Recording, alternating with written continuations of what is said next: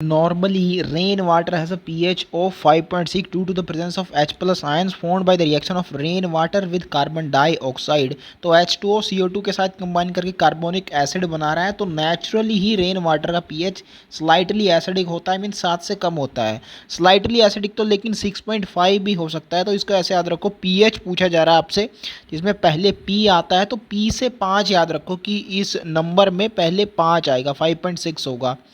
तो H2O यहाँ पे कंबाइन कर रहा है CO2 के साथ कार्बोनिक एसिड फॉर्म करने के लिए, which will break into H plus and HCO3 minus, and that's how naturally ही स्लाइटली एसिडिक होता है pH रेन वाटर का। When pH of the rain water drops below 5.6 it is called acid rain, and ऐसा होता है carbonic acid से strong दो acids nitric and sulphuric acids के ऐड होने से इस रेन वाटर में। कैसे ऐड होते हैं वो फिनोमेना आगे बताया गया है। Acid rain refers to the ways in which acid from atmosphere is deposited on the earth surface. Basically दो टाइप का डिपोजिशन होता है, वेट एंड ड्राई डिपोजिशन, उसकी बात कर रहा है। Oxides of nitrogen and sulfur, which are acidic in nature, can be blown by wind along with solid particles in the atmosphere and finally settle down either on the ground as dry deposition or in water, fog and snow as wet deposition। तो ये जो oxides हैं nitrogen और sulphur के, NO2 और SO2, basically जब ये water के साथ कंबाइन करके कुछ कंपाउंड्स बना लेंगे, यानी वाटर में डिसॉल्व हो जाएंगे, और वो जब ज़मीन पे पड़ेगा उसको बोलते हैं वेट डिपोजिशन। ये वाटर, फॉग और स्नो की फॉर्म में होता है। एंड जब ये सिर्फ वाटर के साथ एसोसिएटेड हैं, डिसॉल्व नहीं हुए हैं, उसमें सिर्फ जुड़े हुए हैं वाटर के साथ, और तब जब एसिड रेन के साथ ये फॉल करते हैं, तब इनको बोला जाता है ड्राई डिपोजिशन। विंड के साथ जो सॉलिड पार्टिकल्स हैं या फिर लिक्विड भी यू कैन से, उनके साथ एसोसिएटेड हैं, सिर्फ डिसॉल्व नहीं है, एज इट इज़ फॉल करते हैं ऑक्साइड्स ऑफ नाइट्रोजन, क्योंकि ये भी एसिडिक इन नेचर ही होते हैं, इसलिए पार्ट तो ये भी एसिड रेन का है। तो एसिड रेन दो टाइप में हो सकती है, ड्राई और wet deposition. As it is पढ़ेंगे ऑक्साइड ऑफ नाइट्रोजन सल्फर, तो ड्राई डिपोजिशन एंड वाटर के साथ कंबाइन करके wet deposition. Acid rain is a by product of the variety of human activities that emit oxides of sulphur and nitrogen in the atmosphere. And यहाँ पे आपको बताया गया है किन ह्यूमन एक्टिविटीज़ से ऐसा होता है, ये हमारे लिए डिस्कस कर चुके हैं। तो SO2 and NO2 after oxidation and reaction with water are major contributors to the acid rain because polluted air usually contains particulate matter that catalyze the oxidation of these two। तो यहाँ से SO3 form हो जाएगा water के साथ combine करके H2SO4, and यहाँ पे NO3 वाटर के साथ कंबाइन करके HNO3 नाइट्रिक एसिड। ये both of them are stronger acid than carbonic acid, इसलिए pH 5 से नीचे 5.6 से बिलो ड्रॉप कर जाता है। It is called acid rain. Ammonium salts are also formed and can be seen as atmospheric haze, aerosol of fine particle। ये जो word है एरोसोल, ये सरफेस केमिस्ट्री में हम देखेंगे। बेसिकली एक टाइप ऑफ कोलॉइड होता है ये, जिसमें सॉलिड या लिक्विड होता है dispersion phase and dispersed phase, dispersion medium इसमें गैस होता है। यहाँ पे अमोनियम साल्ट्स हैं जो कि क्रिस्टल्स की फॉर्म में एग्जिस्ट करते हैं, तो solid in gas type of colloid है ये। एंड अमोनियम साल्ट यहाँ पे कैसे फॉर्म होंगे, बेसिकली वाटर के साथ NO2 कंबाइन करके अमोनिया यहाँ पे बना लेगा, उसके आगे फिर साल्ट्स फॉर्म करने की पॉसिबिलिटी है, जैसे नाइट्रेट के साथ कंबाइन करके अमोनियम नाइट्रेट, सल्फेट के साथ अमोनियम सल्फेट, और एक और है यहाँ पे जो कार्बोनिक एसिड था उसके साथ कार्बोनेट भी था, तो अमोनियम कार्बोनेट भी यहाँ पे बन सकता है। तो इसी तरीके से दो तीन टाइप्स के यहाँ पे अमोनियम साल्ट भी फॉर्म हो सकते हैं। एंड हमने देखा था NO2 रेड हेज फॉर्म करता है ट्रैफिक में, तो इसका वाटर के साथ मिलके जो कंपाउंड फॉर्म होगा अमोनियम साल्ट्स की फॉर्म में, वो भी हेज करेगा, ऐसे आप समझ सकते हैं एटमॉस्फेरिक हेज ये फॉर्म करेगा। एरोसोल पार्टिकल्स ऑफ ऑक्साइड्स और ammonium salts in rain drops result in wet deposition. ये एरोसोल पार्टिकल्स को ही अमोनियम साल्ट बोला गया है, यहाँ पे हमने देखा भी इसको एरोसोल बोलते हैं। एंड मैंने आपको बताया था कि वाटर के साथ कंबाइन करके जो कंपाउंड बना लेगा डिसॉल्व हो जाएगा, मींस NO2 और SO2 के ऑक्साइड्स वाटर में, तो वहाँ पे बनेगा वेट डिपोजिशन। तो रेन ड्रॉप्स में वेट डिपोजिशन होगी अमोनियम साल्ट की, ऐसा बताया जा रहा है। SO2 is also absorb directly on solid and liquid ground surfaces and दस डिपोजिट एट ड्राई डिपोजिशन। तो SO2 कोई वाटर के साथ यहाँ पे कंबाइन नहीं किया, तो इसलिए ड्राई डिपोजिशन होगी इसकी। अब हमने एसिड रेन के बारे में बेसिक चीज़ें जान ली हैं, तो पीछे जो हमारे पास डायग्राम गिवन था अब उसको समझ सकते हैं हम। पहले देखिए यहाँ पे फॉर्मेशन कैसे हो रही है एसिड रेन की। Sulphur dioxide SO2 and NO2 emission हो रहा है यहाँ से, फैक्ट्री से निकल के जा रहा है, और फॉसिल फ्यूल्स के बर्न होने से यानी ऑटोमोबाइल से। इसके सोर्सेज हम ऑलरेडी डिस्कस कर चुके हैं पीछे। तो वाटर वेपर के साथ H2O के साथ क्लाउड्स में इनकी कॉम्बिनेशन होगा एंड ये दोनों बनेंगे एसिड, सल्फ्यूरिक और नाइट्रिक एसिड, जो pH 5.6 से बिलो ड्रॉप करते हैं। अब इसका डिपोजिशन दो वेज में हो सकता है। पहला तो एक दिखाया गया है dry fall out, dry deposition इसको बोल सकते हैं। तो SO2 और NO2 डायरेक्ट जब फॉल करते हैं सॉलिड या लिक्विड पार्टिकल से अटैच होके बिना वाटर से कंबाइन करे, उसको ड्राई फॉल आउट बोला जाता है। एंड जब रेन की फॉर्म में कंबाइन कर जाते हैं ये एसिड रेन बना देते हैं, नाइट्रिक एसिड, या फिर इन्हीं दोनों में आप इंक्लूड कर सकते हैं अमोनियम साल्ट्स को भी, वहाँ पे पीछे बता दिया गया है ये। तो ये तीनों जब भी पड़ेंगे वाटर के साथ कंबाइन होके, डिज़ोल्व होके, तो वो रिजल्ट करेगा एसिड रेन में वेट डिपोजिशन का। तो ये तीनों होंगे वेट डिपोजिशन के टाइप, ये तीनों acid fog, acid rain and acid snow.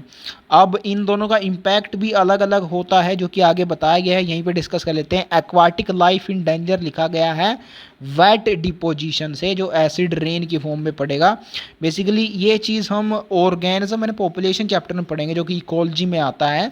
वहाँ पे एबायोटिक फैक्टर डिस्कस किए गए हैं, जहाँ पे वाटर के सेक्शन में बताया गया है कि एक्वाटिक लाइफ के लिए वाटर की क्वालिटी यानी chemical composition and pH matter करता है।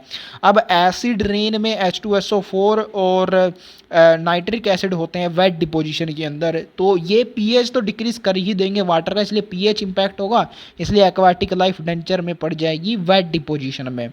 एंड यहाँ पे ड्राई डिपोजिशन के लिए बताया गया है कि डैमेज हो रहा है वेजिटेशन को।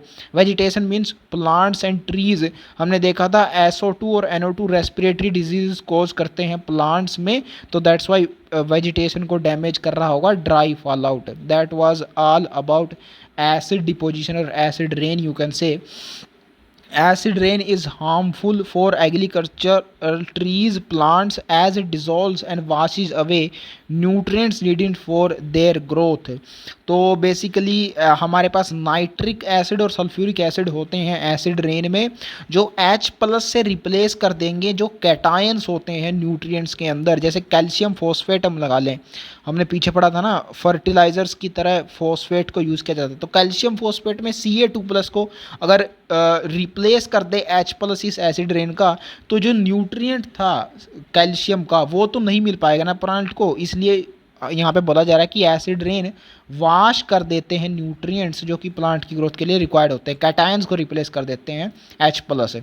It causes respiratory elements in human beings, ये हमने देखा ड्राई फॉल आउट करता है, ह्यूमन बींग्स में भी हो जाता है और प्लांट्स में भी होगा, एनिमल्स भी लिखा गया है यहाँ पे। It affects the plants and animal life in aquatic ecosystem, इसके लिए मैंने अभी आपको बताया कि pH को डिक्रीज कर देता है ये। It corrodes water pipes resulting in the leaching of heavy metal such as iron, lead and copper into the drinking water. तो वाटर पाइप्स इन्हीं चीज़ों की बनी होती है जो यहाँ पे मेटल्स लिखे गए हैं, iron, lead and copper. And यहाँ पे दो फिनोमेना इन्वॉल्व है बेसिकली, एक तो कोरोड्स लिखा है यानी कोरोजन, और दूसरा है लीचिंग। ये कोरोजन हम पढ़ने वाले हैं इलेक्ट्रोकेमिस्ट्री में, लीचिंग आता है मेटालर्जी चैप्टर में, दोनों ही क्लास 12 केमिस्ट्री में आएंगे। बेसिकली कोरोजन होता है मेटल ऑक्साइड्स की फॉर्मेशन वाटर के या फिर ऑक्सीजन के कांटेक्ट में आने से। तो ये जो आयरन या फिर लेड कॉपर की पाइप्स हैं, इनमें जो मेटल्स हैं, हमारे पास क्या है एसिड रेन में, नाइट्रिक एसिड और सल्फ्यूरिक एसिड दोनों ही स्ट्रॉन्ग ऑक्सीडाइजिंग एजेंट हैं।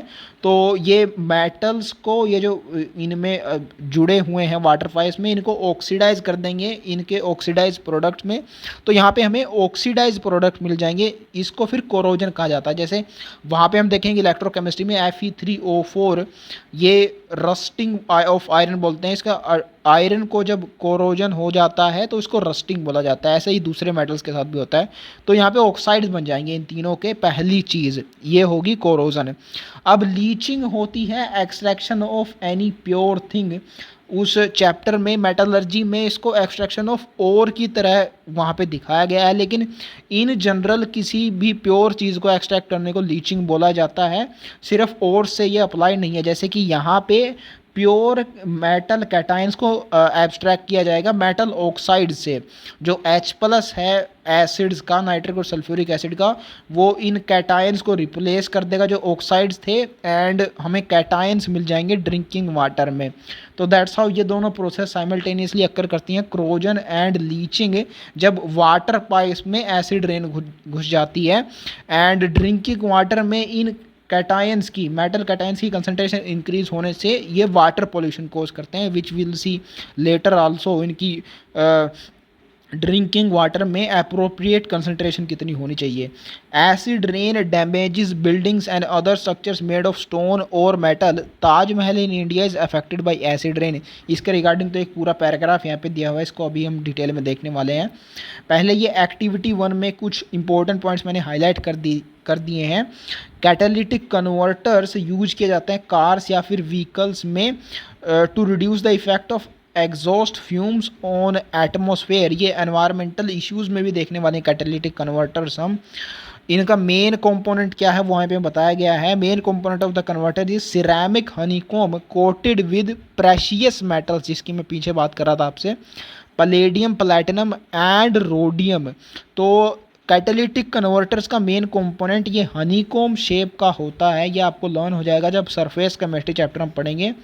वहाँ पे कैटलिस्ट की शेप ऐसी दिखाई गई है हनीकॉम के जैसे, जाले के जैसी शेप।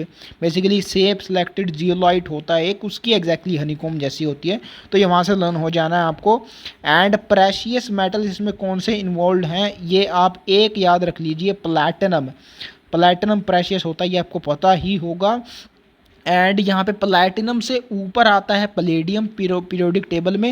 एंड हमारा जो पैलेडियम होता है उसके तुरंत पीछे आता है रोडियम। तो सिर्फ प्लैटिनम आपने याद रखा, उससे जुड़े हुए ही हैं ये दोनों बाकी मेटल्स है, ऐसे आपको याद हो जाएंगे।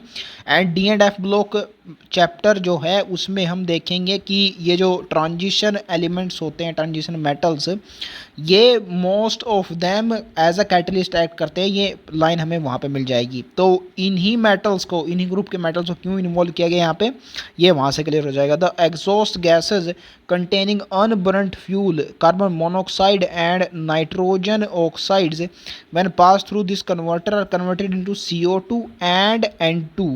अब एक कार्बन मोनोऑक्साइड तो CO2 में ऑक्सीडाइज हो जाएगा। यहाँ पे अनबर्नट है जो इनकम्प्लीट कंबशन में फॉर्म होता है, उसका कंप्लीट कंबशन हो जाएगा। एंड NO यहाँ पे रिड्यूस हो जा रहा है नाइट्रोजन में। अब यहाँ पे ऐसा कहीं भी नहीं लिखा है कि इन सबका ऑक्सीडेशन ही होगा। कैटलिस्ट क्या करता है, दोनों डायरेक्शन में ये रिएक्शन को करवा सकता है, ऑक्सीडेशन और रिडक्शन भी। इसका काम बेसिकली ना तो ऑक्सीडेशन करवाना होता है ना ही रिडक्शन करवाना, ये सिर्फ फास्ट करता है दोनों प्रोसेसेस को। तो कैटालिटिक कन्वर्टर्स में ही इन दोनों के कंपोनेंट्स लगे होते हैं, ये सिर्फ फास्ट करवाता है रिएक्शन को कैटलिस्ट। तो इसमें करेगा, ये आपको क्लियर होना चाहिए। यहाँ से कंप्लीट कंबशन हो जाएगी हमारी कार्बन मोनोऑक्साइड की, एंड रिड्यूस हो जाएंगे जो नाइट्रोजन के ऑक्साइड है। बेसिकली जो हार्मफुल है उनको लेस हार्मफुल चीज़ों में यहाँ पे कन्वर्ट किया जा रहा है। नाइट्रोजन अबंडेंटली 78% में प्रेजेंट होती है, कोई हार्म नहीं करती। नाइट्रोजन के ऑक्साइड डेफिनेटली करते हैं। एंड मोनोऑक्साइड ज़्यादा फेटल होता है, इसलिए इसको डाइऑक्साइड में कन्वर्ट किया जाता है। We can also reduce the acidity of the soil by adding powdered limestone to the neutralize the acidity of the soil। ये कैसे हमारा लिमस्टोन जो एसिडिक रेन का इम्पैक्ट होता है, उसकी एसिडिटी होता है उसको कम करता है, ये नेक्स्ट पैराग्राफ में आके बताया गया है ताजमहल एंड एसिड रेन में। सो एसिड रेन जब इसका रिएक्शन होता है मार्बल के साथ, जो जिससे कि बना होता है ताजमहल, तो ये रिएक्शन अक्कर करती है। मार्बल का यानी लिमस्टोन का फॉर्मूला होता है कैल्शियम कार्बोनेट, बेसिकली मार्बल एक फॉर्म ही होती है कैल्शियम कार्बोनेट की, लिमस्टोन भी होती है, एस ब्लॉक में हम देखा है। तो when it compounds with H2SO4 of acid rain, calcium sulphate यहाँ पे बन जाएगा और कार्बोनिक एसिड बन जाएगा। बेसिकली एक्सचेंज हो रहा है, कैल्शियम का कार्बोनेट था, हाइड्रोजन का सल्फेट था, कैल्शियम का यहाँ पे सल्फेट बन जाएगा और हाइड्रोजन का कार्बोनेट बन जाएगा, कार्बोनिक एसिड भी जिसको बोलते हैं। सिर्फ एक्सचेंज रिएक्शन हो रही है, ज़्यादा कुछ नहीं है। Causing damage to this wonderful monument, तो लिमस्टोन का ही ये बना होता है मार्बल का, अगर वही डिकम्पोज हो रहा है, वही इससे डिग्रेड हो जा रहा है, तो इसको डैमेज तो होगा ही। ऐसे होता है बेसिकली न्यूट्रलाइजेशन एसिड रेन का। H2SO4 जो और ज़्यादा डिक्रीज कर रहा था रेन वाटर के pH को, उसको यहाँ पे न्यूट्रलाइज कर दिया जा रहा है, उसी में कन्वर्ट कर दिया जा रहा है कार्बोनिक एसिड में, जो नेचुरली प्रेजेंट होता है रेन वाटर में। तो इस तरीके से न्यूट्रलाइजेशन कर देता है लिमस्टोन एसिड रेन का। As a result the monument is being slowly disfigured and marble is getting discoloured and lustreless. Marble की वजह से ही लस्चर थी ताजमहल की, अगर यही डिग्रेड हो जा रहा है तो इसकी लस्चर चली जाएगी, वो चीज़ यहाँ पे लिखी गई है। Government of India announced action plan in early 1995 to prevent the disfiguring of this historical monument। ये प्लान कब लिया गया था ये आपको ध्यान नहीं रखना है, लेकिन इसके अंदर क्या क्या चीज़ें की गई थी ये ज़रूर आपसे पूछी जा सकती हैं। So this plan aims at clearing the air in the Taj trapezium. Basically इसमें कौन कौन से शहर इंक्लूडेड हैं ये आपसे पूछा जा सकता है। ट्रेपेजियम ये स्ट्रक्चर हम वर्क एनर्जी पावर चैप्टर में इसको अनकाउंटर करेंगे। इसका एरिया बेसिकली वहाँ पे बताया गया है एंड इसमें 4 कोने होते हैं, ये वहाँ से आपको क्लियर हो जाएगा। तो 4 शहर इन्वॉल्व होंगे ताज ट्रेपेजियम में। पहला तो आगरा, तो आप जानते ही हैं ताजमहल आगरा में ही होता है एंड आगरा के एंड में आता है RA और मथुरा के एंड में भी RA आता है, तो ये दूसरा शहर इससे याद हो गया। एंड ये जो ट्रेपेजियम वर्ड है ये और 2 शहरों को याद करवाएगा आपको। ट्रेपेजियम में Z आता है और फिरोज़ाबाद में भी Z आता है, तो ये इससे याद हो गया। एंड ट्रेपेजियम में स्टार्टिंग में TRA आता है, ये जिसको आप RAT भी बोल सकते हैं, ये तीनों एक ही साथ आ रहे हैं। तो भरतपुर में RAT आता है, तो ये चौथा शहर ऐसे याद रखना आपको, ज़रूर से याद होने चाहिए कि कौन कौन से सिटीज़ इसमें लाई करते हैं। Under this plan, more than 2,000 polluting industry lying inside the trapezium would switch over to the use of natural gas or liquefied petroleum gas LPG instead of coal और ऑयल। तो ये पिछले चैप्टर हाइड्रोकार्बन्स पे में ही हम देख आए हैं कि किसी भी तरह के ऑयल या फिर फ्यूल से, दूसरे से कोल से CNG and LPG less polluting होती है, ये चीज़ हमने वहाँ पे देखी थी। तो एक चीज़ तो ये की जाती है कि इंडस्ट्रीज़ में से कोल या फिर ऑयल का यूज़ हटा के लेस पोल्यूटिंग फ्यूल यहाँ पे CNG या फिर LPG का यूज़ किया जाता है। ये इंडस्ट्रियल लेवल पे हुआ। दूसरा डोमेस्टिक लेवल पे भी एक चेंज किया जाता है। People living in the city will also be encouraged to use liquefied petroleum gas in place of coal, kerosene और firewood। तो केरोसिन से कम पोल्यूटिंग होती है LPG, ये भी चीज़ हमने पिछले चैप्टर में देखी थी हाइड्रोकार्बन्स में।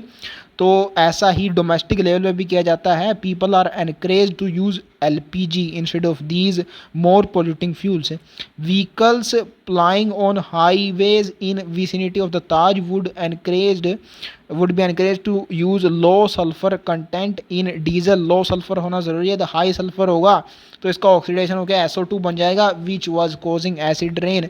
तो लो सल्फर कंटेंट का यूज़ भी इस प्लान के अंदर लाई करता है। सारी चीज़ें वही हैं जो हम ऑलरेडी पढ़ चुके हैं इसके कोज में, जैसे कि पीछे आपको बता रहा था। अगर आपको कोज पता है जो प्रॉब्लम यानी पॉल्यूशन को कोज कर रहा है, तो उसको डिफेंड कैसे करना है ये आप खुद से भी पता लगा सकते हैं। तो ऐसी कोई मुश्किल चीज़ें नहीं थी यहाँ पे जो आप सोच ना पाएँ, सिर्फ इतना था कि ताज ट्रेपेजियम में कौन कौन से शहर आते हैं ये आप खुद से नहीं गैस कर पाते थे, ये हमने देख लिया यहाँ से। नेक्स्ट है पार्टिकुलेट पोल्यूटेंट। गैसियस पोल्यूटेंट के बाद इसमें सॉलिड और लिक्विड दोनों टाइप के आते हैं। These are the minute solid particles or liquid droplets in air. These are present in vehicle emission, smoke particles from fires, dust particles, ash from industries. ये हम डिटेल में देखने वाले हैं जब एक एक type of particular pollutant discuss किया जाएगा, उसका सोर्स क्या है वहाँ से हमें क्लियर हो जाएगा। ये दो टाइप के हो सकते हैं, वायबल और नॉन वायबल। वाया का मतलब होता है ट्रांसफ़र, तो अपने आप अपना ट्रांसफ़र करने के लिए जो पार्टिकुलेट पोल्यूटेंट केपेबल है वो होगा वायबल। बेसिकली वायबल का मीनिंग आप यहाँ से ले सकते हैं लिविंग भी, नॉन वायबल होगा non living. The viable particulates example bacteria, fungi, moulds and algae are minute living organism that are dispersed in the atmosphere. अब माउल्ड भी एक टाइप का फंजाई ही होता है, एंड बैक्टीरिया और फंजाई हम में डिजीजेस कॉज करते हैं, this all of us no, तो इनको पोल्यूटेंट बोल सकते हैं। लेकिन एल्गी तो हमें कोई डिजीज़ कॉज नहीं करता, तो इसको क्यों पोल्यूटेंट बोल दिया गया, इसमें आपको कन्फ्यूजन हो सकती है। ये हम पढ़ेंगे एनवायरमेंटल इश्यूज चैप्टर में। एक एल्गल ब्लूम करके फिनोमेना होता है जिसमें वाटर बॉडी जो होती है उस पे सरफेस पे बहुत ज़्यादा ग्रोथ हो जाती है एल्गी की ही, इसको एल्गल ब्लूम बोलते हैं। तो जितनी भी ऑक्सीजन थी वाटर बॉडी की वो सिर्फ एल्गी ही कंज्यूम कर जाती है, फिश मोर्टेलिटी हो जाती है उस लेक या वाटर बॉडी में, फिश या फिर ओकैटिक दूसरे ऑर्गेनिज्म मर जाते हैं। तो that's how we can say algae also causes pollution. Human beings में allergic human beings are allergic to some of the fungi found in air and they also cause plant diseases. ये allergy वाली fungi cause करती है, ये human health chapter में हम देखेंगे। Plant diseases of bacterial and fungi in plants, ये हम स्ट्रैटेजी वाले चैप्टर में देखेंगे क्लास 12 बायोलॉजी के, तो वहाँ से ये दोनों चीज़ें क्लियर हो जाएंगी आपको। नॉन वायबल पार्टिकुलेट्स में भी classified according to the nature and size as follows. Non viable means non living, and उनका नेचर कैसा है, लिक्विड है या फिर सॉलिड है, एंड साइज़ कैसा, उसके हिसाब से नीचे क्लासिफिकेशन हुआ है इनका। नेचर मतलब वो कहाँ पाए जाते हैं, ऐसा सोर्स भी उसको बोल सकते हैं। Smoke particles consist of solid और mixture of solid and liquid particles form during the combustion of organic matter. तो धुआं होता है स्मोक, एंड कंबशन यानी बर्निंग रिएक्शन से ही ये निकलता है, this all of us know. Examples many types of नीचे स्मोक्स दिए गए हैं, cigarette smoke, smoke from burning of fossil fuel, garbage and dry leaves, या फिर ऑयल स्मोक, ईटीसी। किसी भी टाइप का स्मोक होता तो ये धुआं ही है। यहाँ पे इसकी आपको एग्जैक्ट कंपोजिशन याद रखनी है, सॉलिड और mixture of solid and liquid. Liquid नहीं होता धुआं, ये ध्यान रखना है आपने। एंड कोलोइड्स जो चैप्टर है, मतलब एक टॉपिक है सरफेस केमिस्ट्री में, वहाँ पे भी आपको दिख जाएगा, वहाँ पे स्मोक का एग्जांपल है ये लिक्विड प्योर नहीं होता है, या तो सॉलिड होगा या फिर उन दोनों का सॉलिड और लिक्विड का कॉम्बिनेशन होगा, ये ध्यान रखना है आपने। एंड आगे भी ये क्लियर हो जाएगा। सबसे पहले ये यहाँ पे 4 type of non viable particles discuss कर रहा है। पहले स्मोक डिस्कस किया उसने, फिर है dust, mist and then fumes. Smoke होता है या तो सॉलिड या फिर सॉलिड लिक्विड का कॉम्बिनेशन, डस्ट होता है सिर्फ सॉलिड, और आगे दोनों मिस्ट और फ्यूम्स ये दोनों लिक्विड्स होते हैं। तो पहले सॉलिड और लिक्विड का कॉम्बिनेशन आया, फिर सिर्फ सॉलिड आया, देन फिर दोनों लिक्विड्स आए। ये सीक्वेंस में भी आप यहाँ से ध्यान रख सकते हैं। एंड ये चीज़ चाहे तो आप इसके नाम से भी याद रख सकते हैं। इसके स्टार्टिंग में एस आ रहा है मीन्स या तो सॉलिड होगा, ये आगे एम है मीन्स मिक्सचर होगा सॉलिड या लिक्विड का, सिर्फ लिक्विड नहीं होगा स्मोक, ये ध्यान रखना है यहाँ से। नेक्स्ट है dust which is composed of fine solid particles of over 1 micrometre diameter produce during crushing, grinding and attribution of solid materials. तो डस्ट होती है धूल के कण, ये आपको सबको पता होगा, एंड सॉलिड ही होती है धूल, all of us no. And इसका साइज ऐसे याद रखो, एक आप पार्टिकुलेट मैटर याद रखने वाले हैं एनवायरमेंटल इश्यूज़ में, PM 2.5 उसको बोलते हैं। Most serious type of particulate matter होता है, पार्टिकुलेट पॉल्यूशन जो कॉज करता है, तो उसका भी साइज़ माइक्रोमीटर में ही होता है। तो वहाँ से आपको याद आ जाएगा कि माइक्रोमीटर इसका साइज़ होता है डस्ट का। बेसिकली इसी का टाइप होता है solid type of particulate matter. Sand from sand blasting, ये तो नाम ही दिख रहा है, सैंड होती है रेत, और रेत में छोटे कण होते हैं, तो यहाँ से क्लियर हो जाएगा कि डस्ट निकलेगी यहाँ से। सा डस्ट फ्रॉम वुड वर्क्स, अब लकड़ी को जब आरे से सा से काटा जाता है तो वहाँ से छोटे टुकड़ों में जो निकलेंगे सॉलिड पार्टिकल्स उनको डस्ट बोलेंगे। Pulverised coal cement and fly ash from factory, ये जो प्रोसेस है पल्वराइजेशन का ये यही होता है, क्रशिंग ग्राइंडिंग ही होता है। इट इज़ जस्ट दैट इसमें प्रेशर अप्लाई करके ऐसा किया जाता है। पल्वराइजेशन से प्रेशर आप याद रखिए। तो या होंगे जब ये प्रोसेस यही इन्वॉल्व तो प्रोड्यूस भी डस्ट ही होगी यहाँ से, पल्वराइजेशन की प्रोसेस है कोल और सीमेंट से। फ्लाई ऐश फ्रॉम फैक्ट्री, ऐश राख आप जानते हैं इसमें छोटे छोटे कण होते हैं सॉलिड्स, नैनो पार्टिकल्स के साइज जितने, ये हमने some basic concept of chemistry में भी आता है, ये जो स्टार्टिंग में पैराग्राफ गिवन है हिस्ट्री का उसमें। तो नैनो पार्टिकल सॉलिड की फॉर्म में होते हैं, तो वहाँ से भी क्लियर हो जाएगा कि डस्ट होगा टाइप ऑफ पॉल्यूशन यहाँ से। एंड डस्ट स्टॉर्म्स, यहाँ तो डस्ट आ ही रहा है तो इससे डस्ट प्रोड्यूस होगी। नेक्स्ट है मिस्ट एंड इससे आगे आते हैं फ्यूम्स, ये दोनों ही liquid type of particulate matter होते हैं। मिस्ट से मिक्सचर आपको ध्यान रखना है कि ये मिक्सचर ऑफ टू मेथड से प्रोड्यूस होता है, या तो कंडेंसेशन से या फिर सीधे ही स्प्रे हो जाए, जो स्प्रे से लिक्विड निकलते हैं वो एनवायरनमेंट में स्प्रेड हो जाए, दो तरीक़ों से। फ्यूम सिर्फ एक ही तरीके से पाया जाता है एनवायरनमेंट में एज अ पॉल्यूटेंट, सिर्फ कंडेंसेशन से। सो एम से मिस्ट और एम से मिक्सचर, यानी दो मेथड से निकलता है, ये आप ऐसे ध्यान रख सकते हैं। It is produced by the particles of spray liquids and by condensation of vapors in the air. Examples are sulfuric acid mist, ये जो वेपर्स की फॉर्म में सल्फ्यूरिक एसिड पाया जाएगा एसिड रेन में, जब वो कंडेंस होता है तो वो मिस्ट फॉर्म करता है, ये पहले टाइप का हो गया। And herbicides and insecticides that miss their targets and travel through air form mist, जो हम वीड्स में बेसिकली वीड्स को ख़त्म करने के लिए हर्बिसाइड जिनको बोल सकता जाता है, वीडीसाइड भी इनको बोल सकते हैं। एंड क्रॉप्स में जो इंसेक्ट्स वगैरह होते हैं उनको मारने के लिए जो दवाइयाँ इस्तेमाल की जाती है ये होती हैं हर्बिसाइड और इंसेक्टिसाइड। ये अपना टारगेट मिस करके जो क्रॉप्स में हमारी क्रॉप यील्ड को कम करते हैं, वीड या फिर इंसेक्ट यू कैन से, जब एयर में ट्रैवल कर ले जाते हैं तो उसको मिस्ट फॉर्म करते हैं वहाँ पे। तो पहला जो मेथड है स्प्रे से निकल के टारगेट मिस होके स्प्रे लिक्विड्स जो पार्टिकल प्रोड्यूस होते हैं, पहला मेथड मिस्ट का ये, और दूसरा कंडेंसेशन वेपर। दैट्स हाउ दो तरीक़ों से मिस्ट फॉर्म होता है। मिस्ट से एम से मिक्सचर हमने याद रखा था, दो तरीक़ों से होता है। नेक्स्ट इज फ्यूम्स, ये सिर्फ एक ही तरीके से निकलता बनता है कंडेंसेशन से। Obtained by the condensation of vapours during a sublimation, distillation, boiling and several other chemical reaction. तो ये जितनी भी टाइप ऑफ मेथड्स यहाँ पे गिवन है, कंडेंसेशन ऑफ वेपर्स, इससे जो कंडेंसेशन से लिक्विड्स ही बनता है। सब्लिमेशन से बेसिकली वेपराइजेशन होता है, सॉलिड से सीधा वेपर फेज में जाता है। Distillation is a type of boiling, and boiling तो नेक्स्ट लिख ही दिया गया। तो ये सारे मेथड्स हैं वेपर्स में कन्वर्ट होने के, और उनके कंडेंसेशन से फिर फ्यूम्स फॉर्म होंगे।